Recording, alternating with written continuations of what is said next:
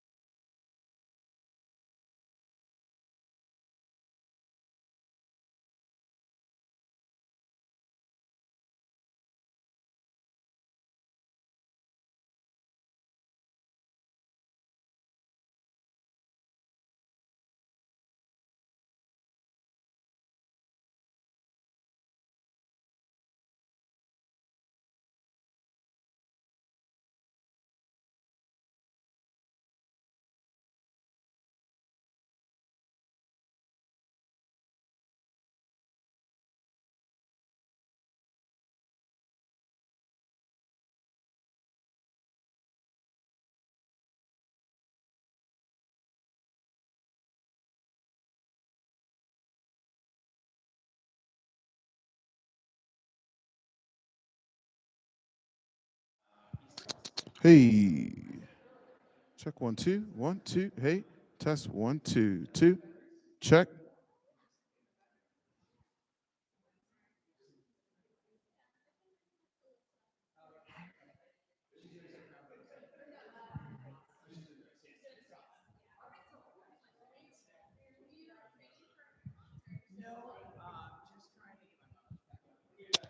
Testing 1 2. Check 1 2. Hey. Hey. Hey. Check 1 2. Testing 1 2. Hey. Check. Check 1 2. Hey. Hey. Testing 1 2. Check.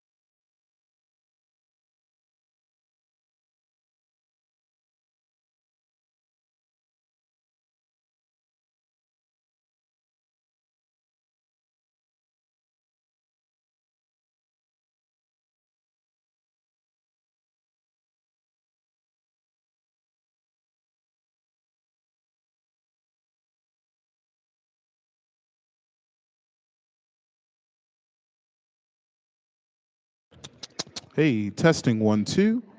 Check 1, 2. Hey. Hey, hey, test 1, 2.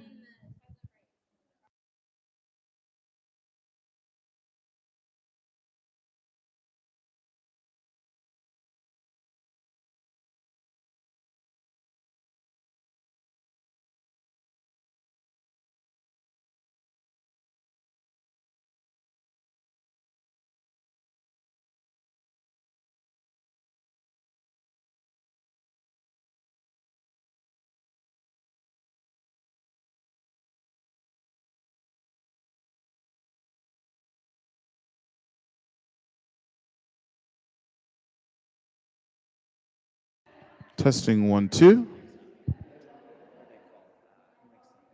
Testing 1, 2. Check 1, 2. Hey. Check 1, 2.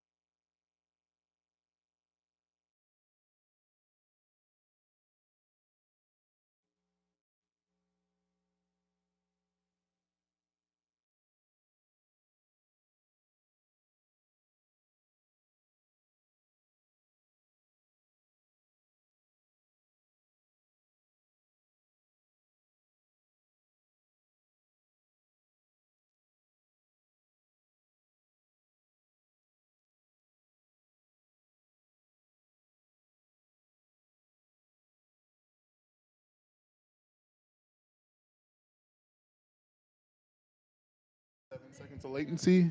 So you'll hear it through here first, and then eventually. So you'll hear it through here first. Just if you want to check it real quick every once in a while. Perfect. Just to see how it sounds.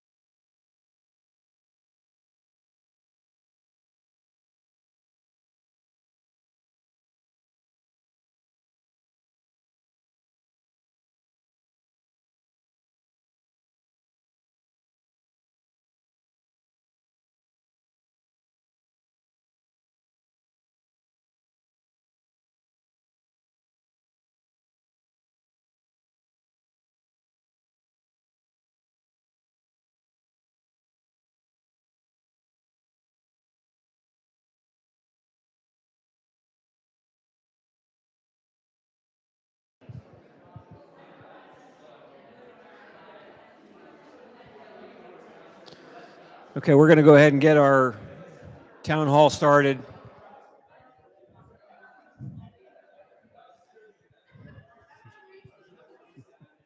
I feel like I'm at home.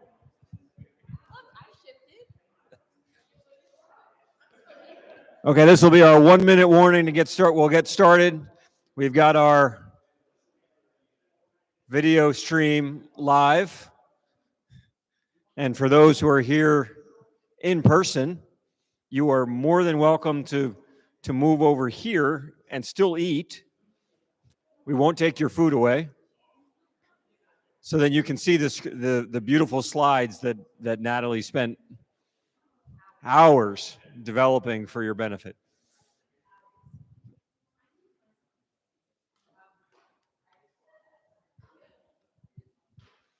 I feel bad moving you guys from your table there. Okay, who's going to come up and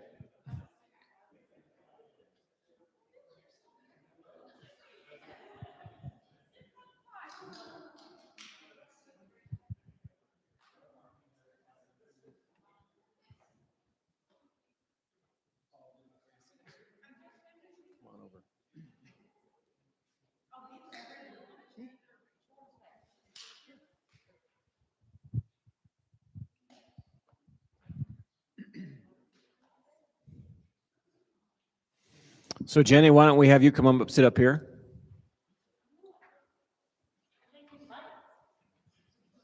We know you eat. That's okay. It's a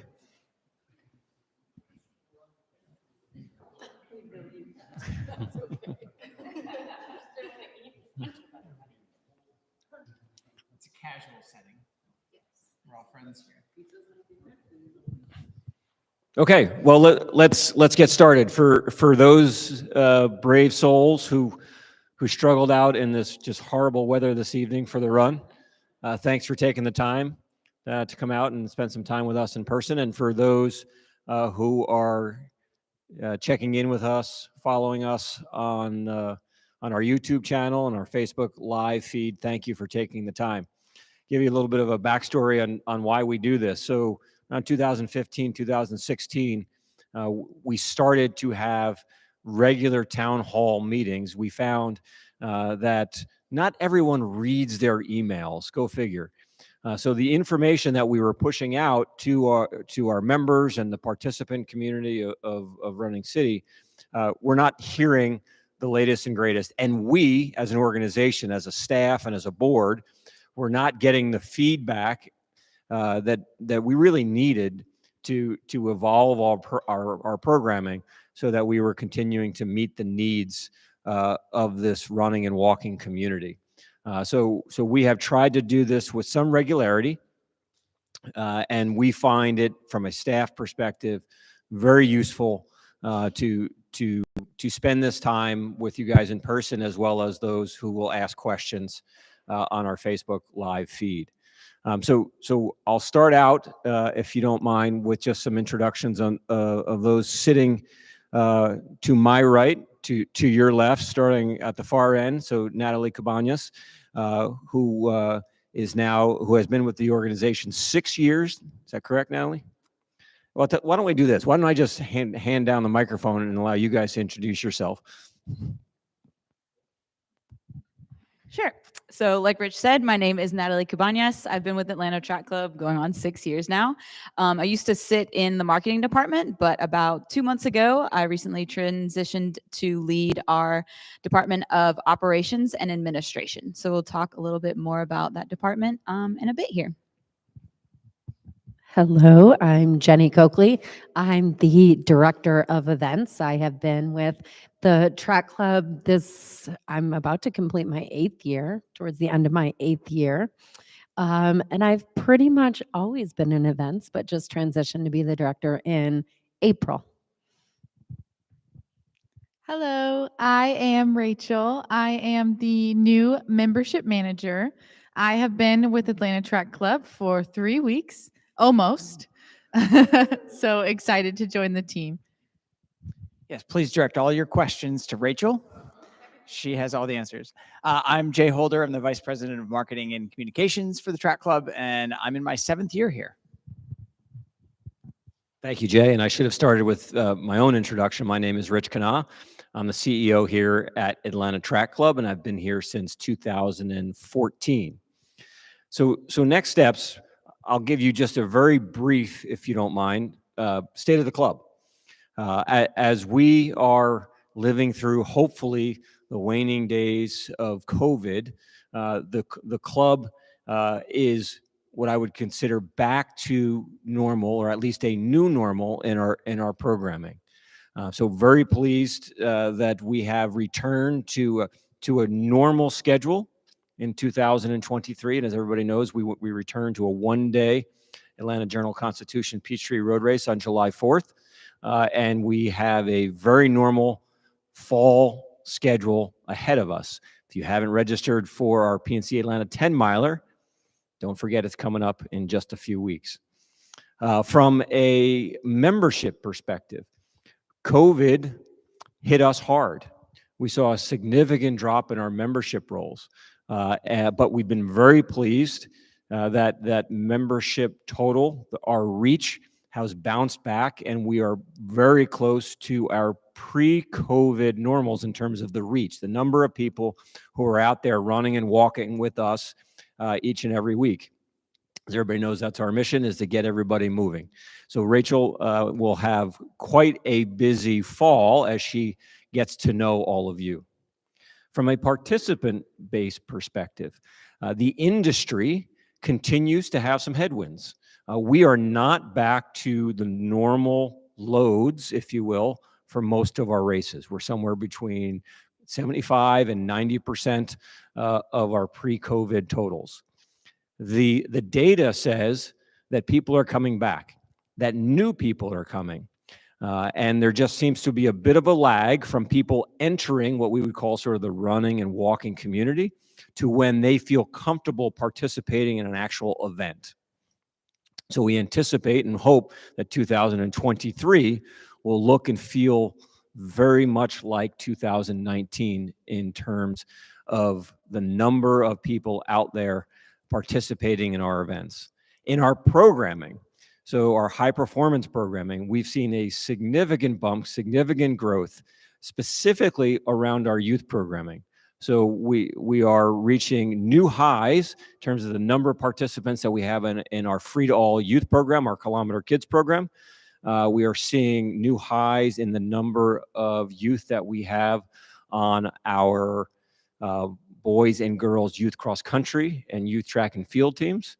And we are seeing significant buy-in, engagement, new runners, track and field athletes in our APS commitment and our APS programming. So very pleased with what we consider to be the next generation Atlanta runner, walker, track and field athlete.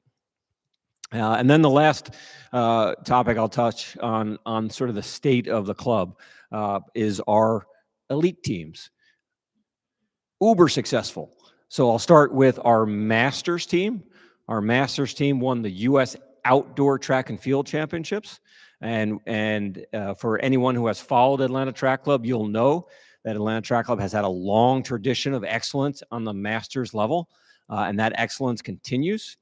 And now we are seeing the growth of our, what we call our Olympic development program, our elite athletes at the Olympic level. We have now one of the best middle distance programs in the country, with 2 women in the top 5 in the United States at 800 meters. We had a gentleman also set the American record at the 1,000-meter distance earlier this year in the winter. So for all the reasons that I just covered, Atlanta continues to grow in its reputation as a place that can deliver excellence in the area of running and walking and track and field. All genres, beginner to expert, if you will, elite, from young all the way up to masters. So we're very pleased with where we are. And with that, I'm going to pass along the microphone to Jay, and Jay will give us some insights into some changes that we have coming up on the member side. This less attractive microphone there. So we all got together before the meeting, and we looked at all the awesome, amazing topics that we have to talk about tonight, and drew straws. And I got pricing. So really excited to talk about that. But I'll rip the Band-Aid right off. We are, for the first time since 2001, going to introduce an increase in our individual membership cost.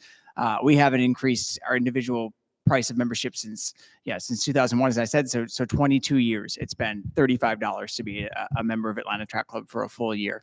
Knowing that the cost of doing business everywhere has increased, inflation is what it is. I'm sure most of your subscriptions to everything from Netflix to Amazon Prime, you've seen increases in.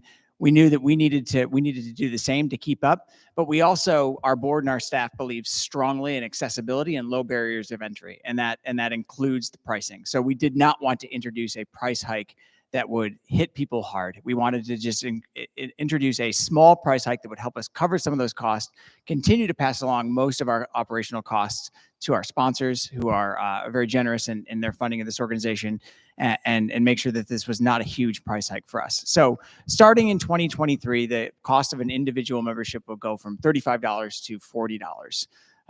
And again, first time since in 22 years that we have increased individual membership. We hope that is every dollar counts, and we understand that, but we hope that is a small increase, and throughout the course of the year we can make up for much more than that $5 through our programming and member benefits, which Rachel's going to talk about in just a little bit.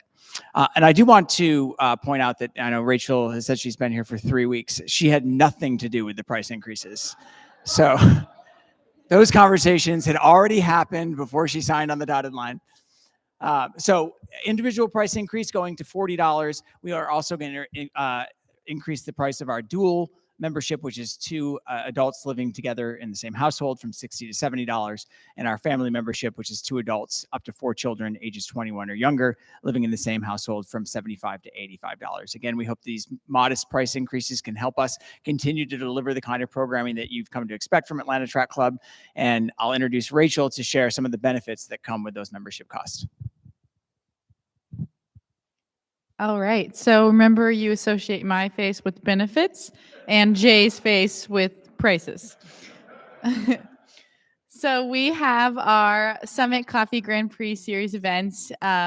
These are now going to be member exclusive. So in the past, they have been free for members, but people can still run the race. Now it is member only, and it is free still for members. You will still get your guest passes as a member. So if you do want to bring a friend, we will make that happen.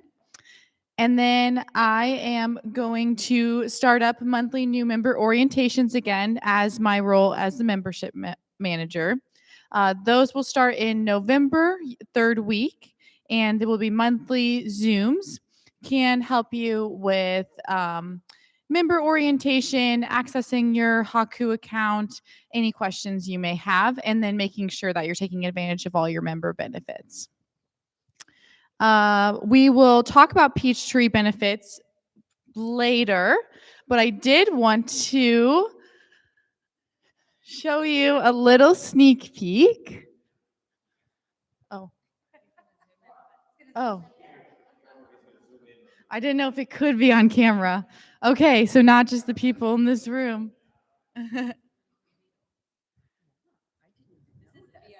Big reveal, VIP.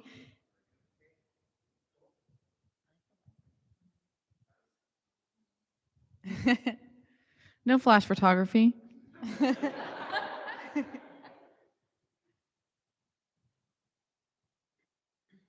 sorry, Jay, I shouldn't have moved it. Okay.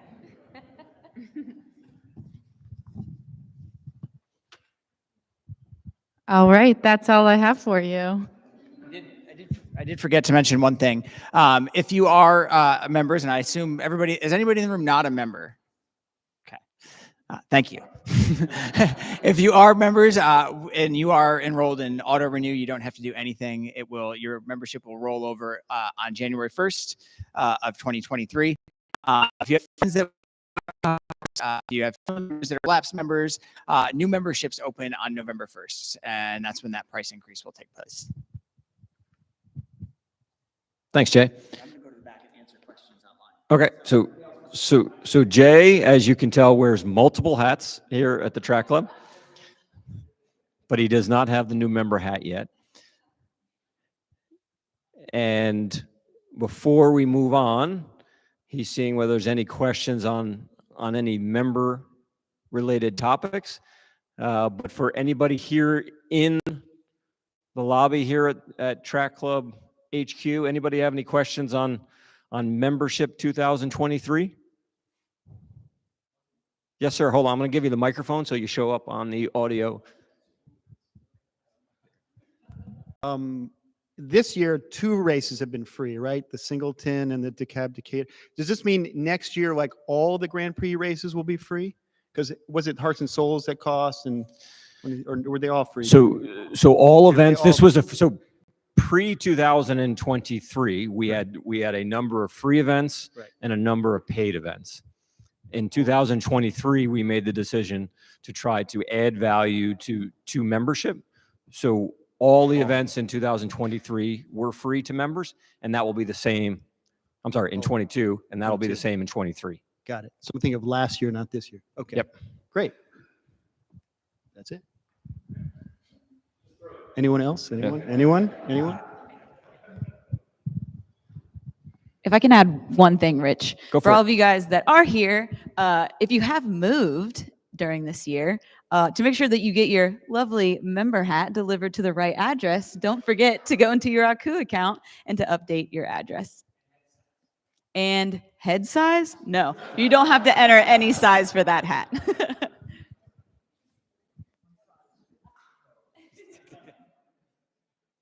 Okay. Hearing of no further questions, we'll move on to our 2023 events calendar. And we'll have our events director, Jenny, lead this portion of the discussion. And I'll tell you what, I'll hand you The clicker. the clicker so Okay. that you end on the slide. I assume I hit the big button. Great. First, I'm gonna apologize a little bit for my voice. As many of you know, we just came off of Wingfoot cross country. So that's Cartersville is where I left part of it. So I'm not nervous and I'm not emotional about this. I love to talk to people, but I am a little shaky. So here we go. Event highlights for 2023. Resolution Run, as you know, we made the big change in 2022 to host it at midnight, and that will remain the same for 2023.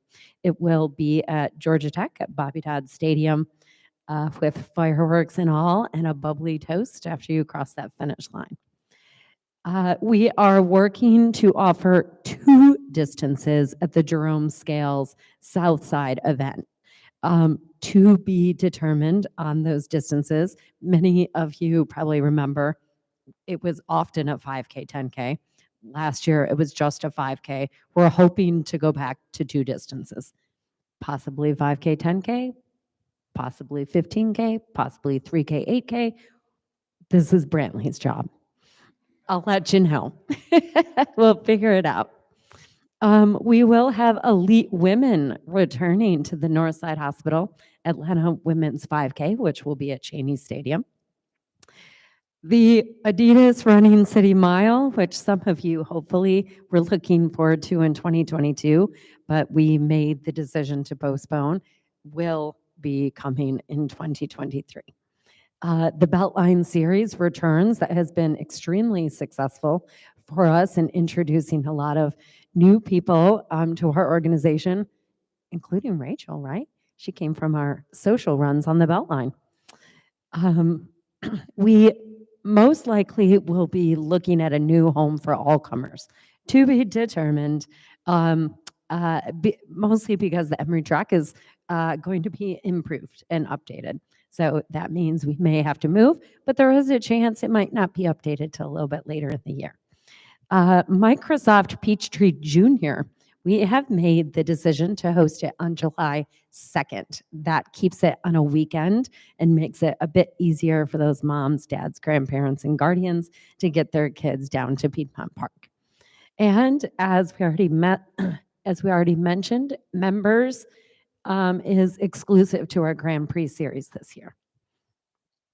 All right, so here it is. No major changes. January resolution run and Jerome Scales. February, Hearts and Souls. And of course, the big Publix Atlanta Marathon weekend. In March, we have a to be determined as far as the Hawks event based on their schedule that actually could fall anytime, usually January, February, March, April. We shall see. The Northside Hospital Atlanta Women's 5K. April, we will have our Grand Prix event on the track this year, 1,500 meters. And the start of our Beltline series is in April on the north side up in Buckhead. We will have all comers track and field in May and June. We'll introduce our Running City Mile in May, and we will feature our high school all-star athletes at the Wingfoot Night of Champions. June and December is when we host our, November is when we have our high school banquets that feature the best track and field athletes and cross-country athletes at the Powerade All Metro banquets. We will return to Truist Park with the Braves in June. And of course, we all know what July is, the good old Atlanta Journal-Constitution Peachtree Road Race and Peachtree Junior on July 2nd, as I mentioned. This year, we're going to have 2 years of running camp for our middle and high school runners.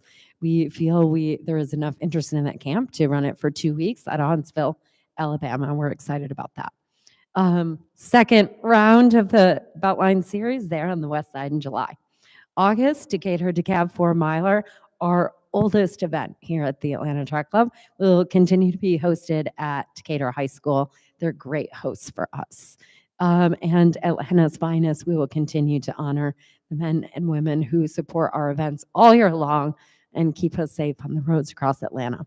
Wingfoot Cross Country Classic, which we all know so well from last week, will be back next September. PNC Atlanta 10-miler. We do have a Saturday event with that on the schedule right now. This is one of our big events that did not have a youth element. So in 2023, we're planning on Saturday to have a mile and a dash. So we can extend that to our youth membership. And we're excited about that and have members. We will continue our Grand Prix cross-country event. We're about to have our first one here at Legacy Park in October. And then we'll continue it in 2023. So if you haven't registered yet, sign up for our first Grand Prix cross-country event at Legacy Park in Decatur. Mercedes-Benz Stadium 5K, TBD, because again, that's also contingent on schedules with the Falcons and Atlanta United. We have to work with them on that. We finish out the Beltline series in November, and of course, our Thanksgiving tradition of the half marathon and 5K. And in December, we will finalize our Grand Prix series and celebrate our volunteers. So just a glimpse for those of you as members who like to see the Grand Prix calendar at a glance. Here it is: January, February, April, May, June, August, September, or October and December. One thing that wasn't on the previous calendar was the shot put. We're going to continue to do that at all comers. And again, if you are here for youth events and most interested in those, this is a snapshot of our youth events. All of those midweek mile and dashes were not on the previous calendar because there's a lot of them. And the other thing that's not on here is our APS cross-country events that we work in partnership with Atlanta Public Schools on. Are there any questions on the calendar? Ooh. Bill, Mr. Ozell. Is the Running City Mile a road race or a track race? It is a road race. Hence the reason our Grand Prix track event this year is going to be 1,500 meters. I wanted them to be just different enough. Question? My question was this: Singleton 20K, what is that? Oh, okay. Singleton 20K relay. What is that? So we're about to launch registration for this year. So information will go online about that. But it is a relay race. It will be hosted at Monday Night Garage on the West Side Beltline. It is intended to be a 4-person relay in which each member of the team runs a 5K. It is not scored for the Grand Prix. It's meant to solely be a fun way for everybody to come together, have that community and camaraderie at the end of the season, and just have a lot of fun out on the Beltline. And there will be food and Monday night beverages included. And then we also at that event honor our volunteers that assist us all year long. And we also honor the Grand Prix age group winners and those who have taken part in every single Grand Prix event. So it's in like within the next couple days, it's the registration opens for this year. Any other questions? I am going to turn it over to Natalie, who's going to talk a little bit about our new department here at the Track Club. Thanks, Jenny. Before I talk about the new department, one thing I did want to mention to you guys, which I'm sure you're interested in, is we just mentioned a number of events. And if you're curious about when registration for those events begins, Jay had mentioned new membership for 2023 opens on November 1. For my most loyal members or ones that have been with us for years, you guys should know that November 1 has always been a big date for us. So several registrations will go live on November 1 as well. So just keep an eye out.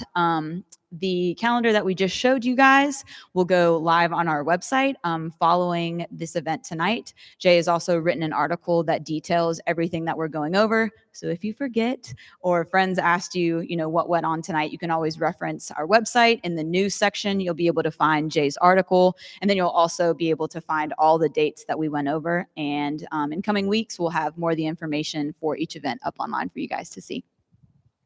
And then as Jenny had mentioned, so earlier in my introduction, I had talked about I've been in the marketing department for several years. That's where I started here at Atlanta Track Club.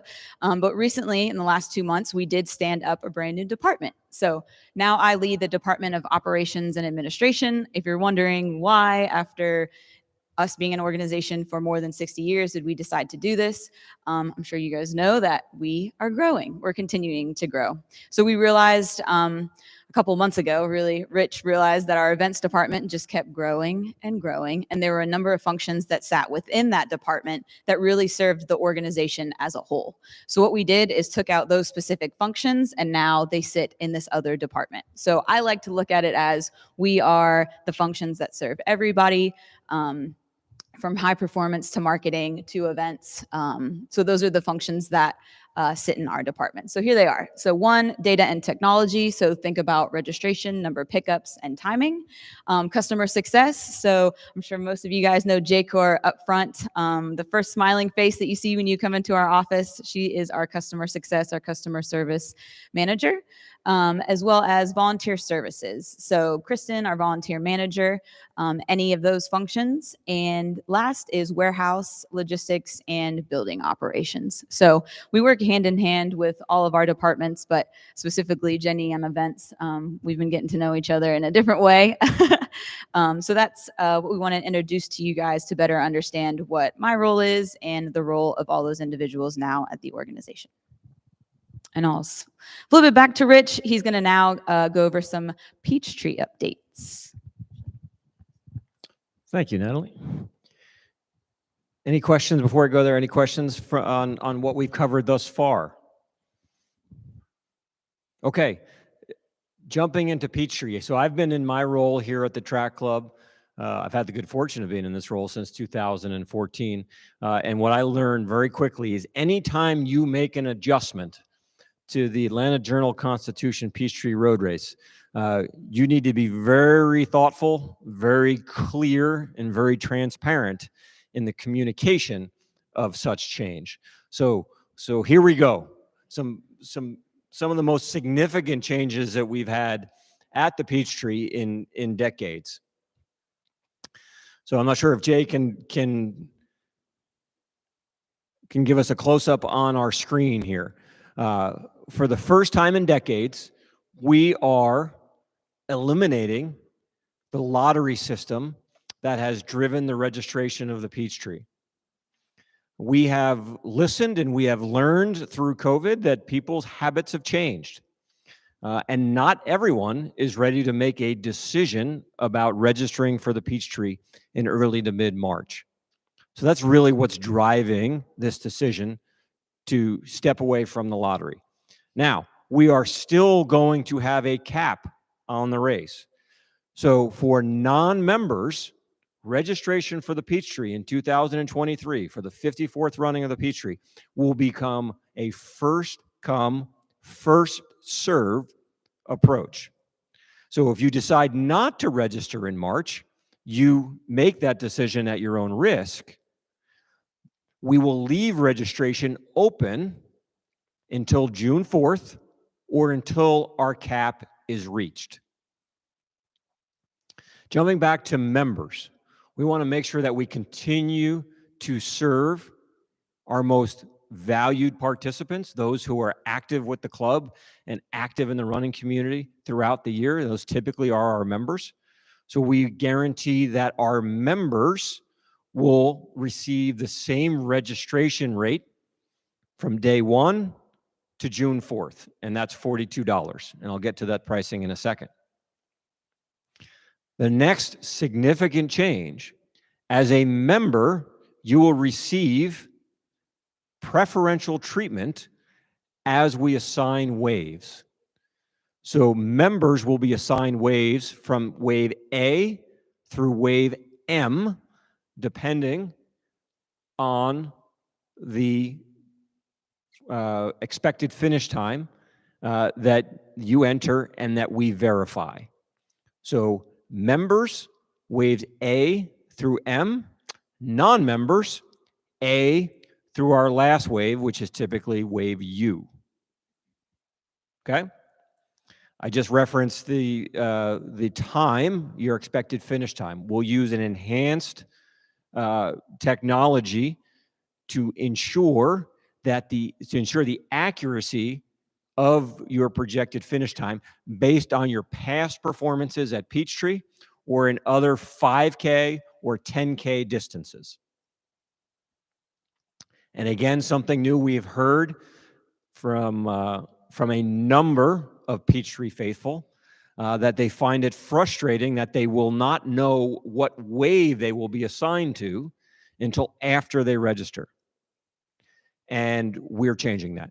So by January 1, we will have defined time cutoffs for all waves.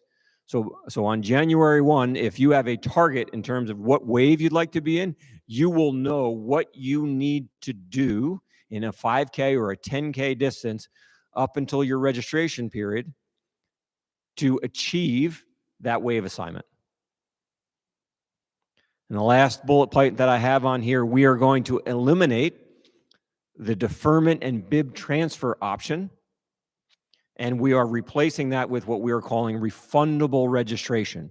So in the registration path, when you register for Peachtree, you can opt in and purchase the option to have a refundable registration if certain requirements are met, meaning you are sick, you have a travel issue, etc. And all of those details will be listed in the registration path.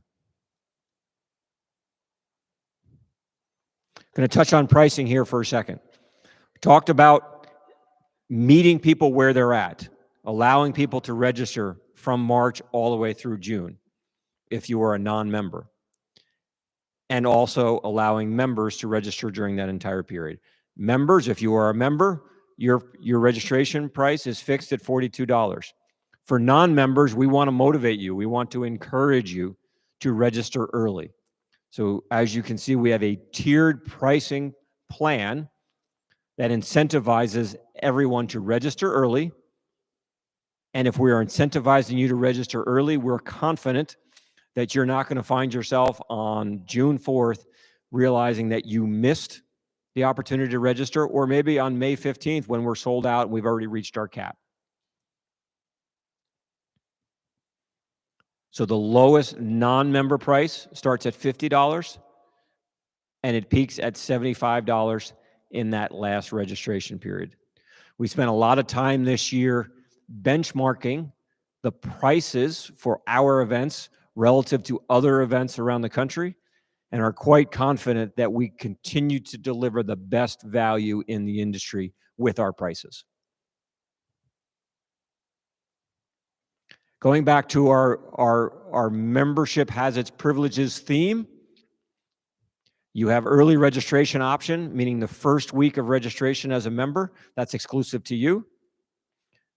Your price is fixed, as I've mentioned. You're guaranteed entry no matter what time you register up until June 4th. You have your preferred wave placement, which I referenced. Something I have not mentioned yet. Members will have the opportunity to enter the expo an hour earlier than everyone else on July 2nd and July 3rd to pick up your race numbers and to interact and engage with our race partners.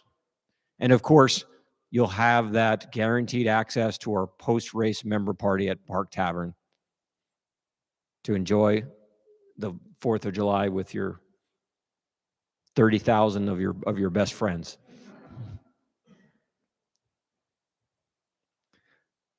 That's a lot to chew on for a 54-year-old race that does not change with any great frequency. So I'll stop there and see if anybody has any questions about anything we covered there, either here in person or for those who are watching online. Stunned silence here in person. Oh, there we go.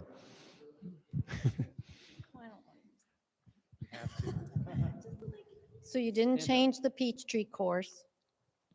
We did not change the course. That's accurate, yes. We considered running it in the other direction, but. And will there still be a mail option for entry to have your numbers mailed to you for Peachtree? Great question. The answer to the question is yes, but the mail option will not be available all the way through June 4th. There will be a period as we work with our vendors where there's going to be a cutoff where we are not comfortable saying we're still going to be able to get you your race number delivered. So race number delivery is still an option. If you register early and you want that option, guarantee you that our partners at UPS will deliver that to your front door. Can I add to that? Of Based course. on our conversations, I think it's important to also mention that it's going to be available in the registration path. And in previous years, we've allowed you to register and then go back and possibly purchase after. In order to get number mailing, you're going to have to purchase it when you register. You won't have the option to register, complete your registration, weeks later realize that you'd want it and be able to go back. So you would have to purchase it during registration in order to get it. And to follow on to that, Natalie, because we're going to be allowing registration all the way through June, but assigning you to a wave immediately when you register, you are not going to be able to go back into your member account, for example, or into your registration and change your expected finish time after you register. It's because we're going to assign those waves almost immediately.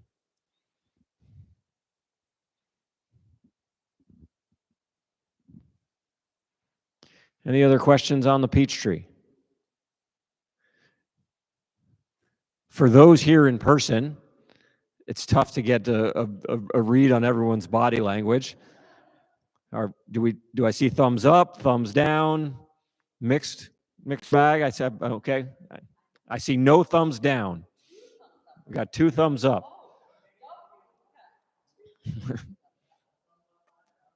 Okay, everything online is up. Okay. For anyone who is unhappy, remember Rachel? Just kidding. Again, one of the reasons why we have this event when we make announcements like this is to get feedback. When we make a change to the Peachtree, it has consequences on all of you. on tens of thousands of people. So don't hesitate to send us your questions and your concerns so we can address them. And there is a chance that we have not necessarily thought about your particular situation. So your feedback will help us. Yes. Will there still be virtual options for all the races? You want to take that, Natalie?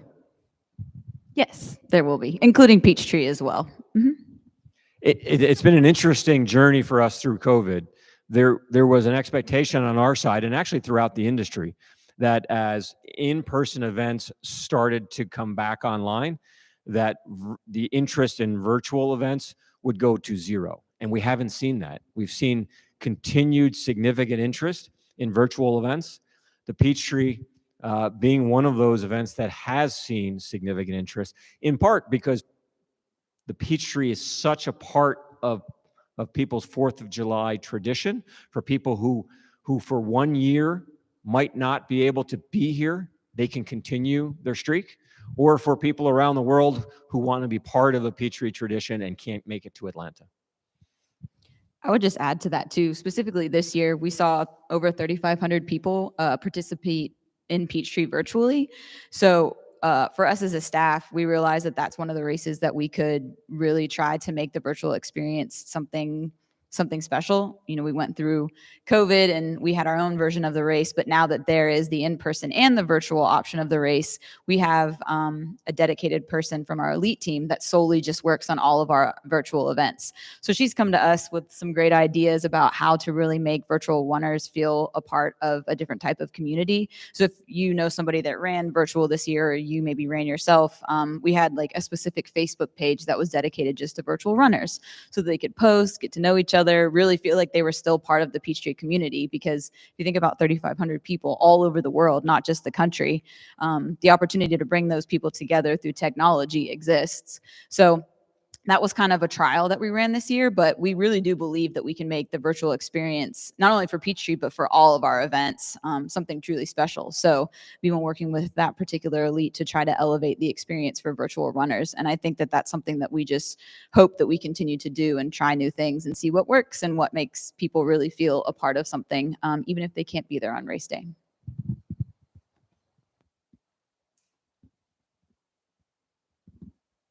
Okay. With no more questions on Peachtree, the next topic is tied to our strategic plan. And for those who are familiar, you will know that we call out our interest in becoming much more than a member organization, much more than an events organization. We want to have meaningful impact on community.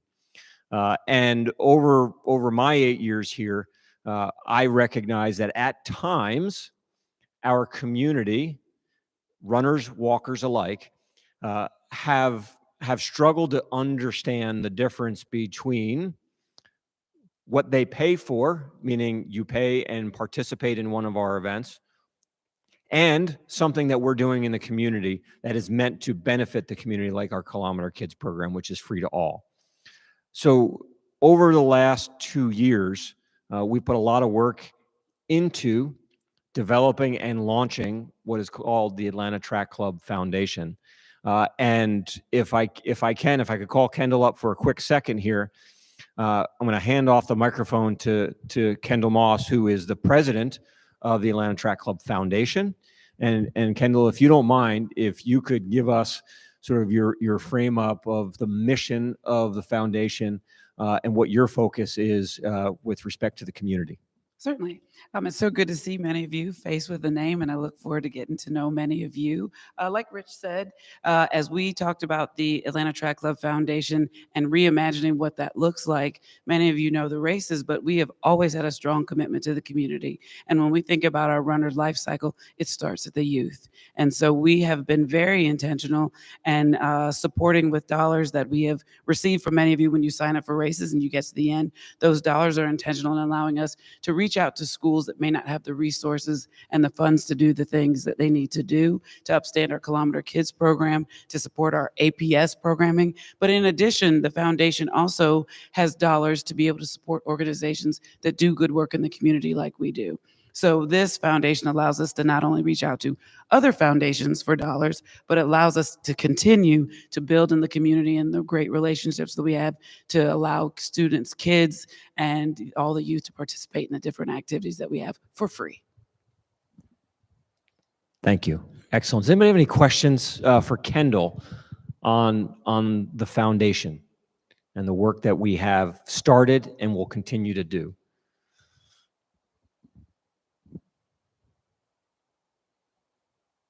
Okay. Thank you, Kendall. You're welcome.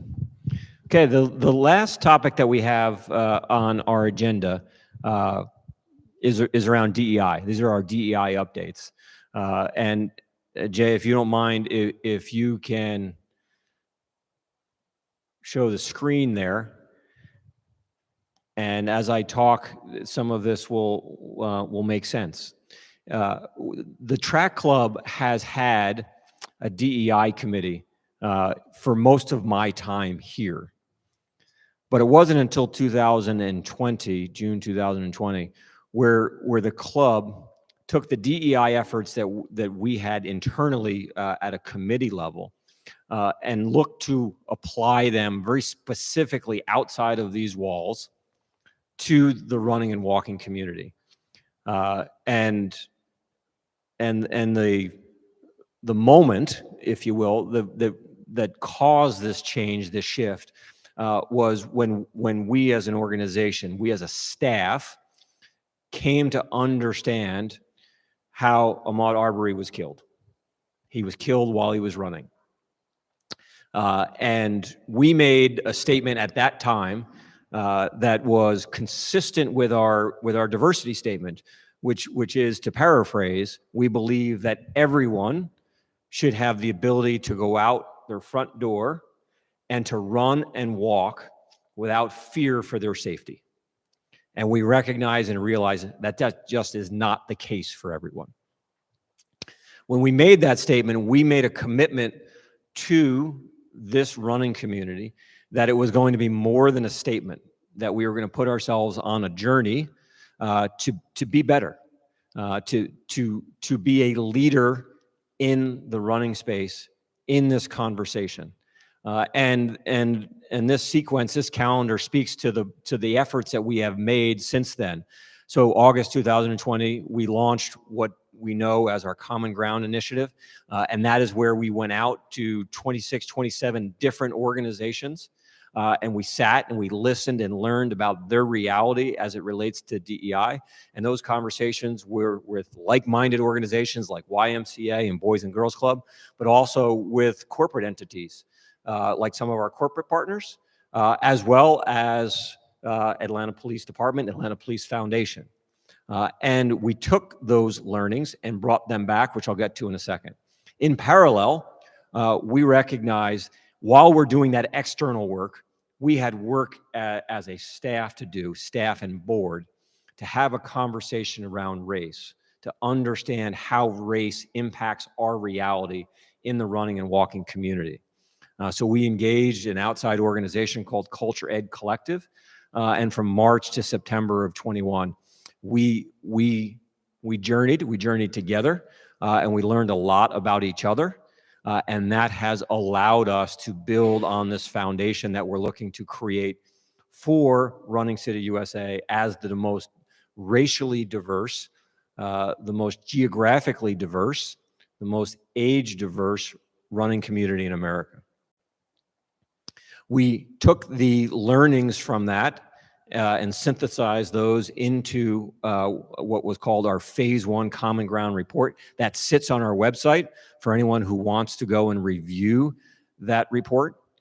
And our DEI committee has prioritized the work that we are doing as a result of the Common Ground Initiative as we speak. And that brings us to our next and our final slide here. And this speaks to the working groups that our DEI committee has created. Our DEI committee is led by two people, one person on the board. So Dr. Aisha, and on the staff, Madison. who are working together. We recognize that to truly move this conversation forward, both our board and our staff need to be involved. As you can see, step one, formalize an onboarding process as it relates to DEI for all incoming staff members. Next, we're improving our board member recruiting process, our nominating committee process, as well as the orientation process that our board members go through once they are elected by the membership. We are convening with other Atlanta area running groups to share our collective experiences and learn from each other. We are establishing a 3-year plan, so metrics around DEI over 3 years to measure the progress that we're making as it relates to diversity. And when I say diversity, I mean, of course, race. I also mean geography. I mean age, gender, ability, and ethnicity.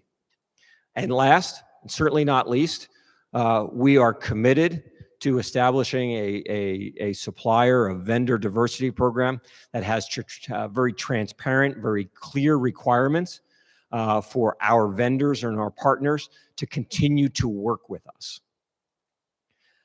This has been a significant commitment by the organization, and we have much work ahead. The journey will continue. But by adding this to the agenda this evening, we are maintaining that commitment to you, our members, to you, our participants, to you, our volunteers, to show you that this remains front of mind for us and woven into all that we do every day. Does anybody have any questions on anything that I've covered there?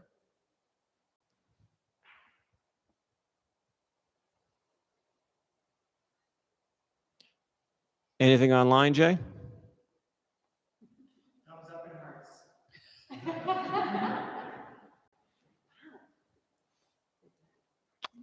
Okay, to anybody else on our panel up here, did we miss anything before we tune out for the evening? Board members that are here in person, any comments, anything to add?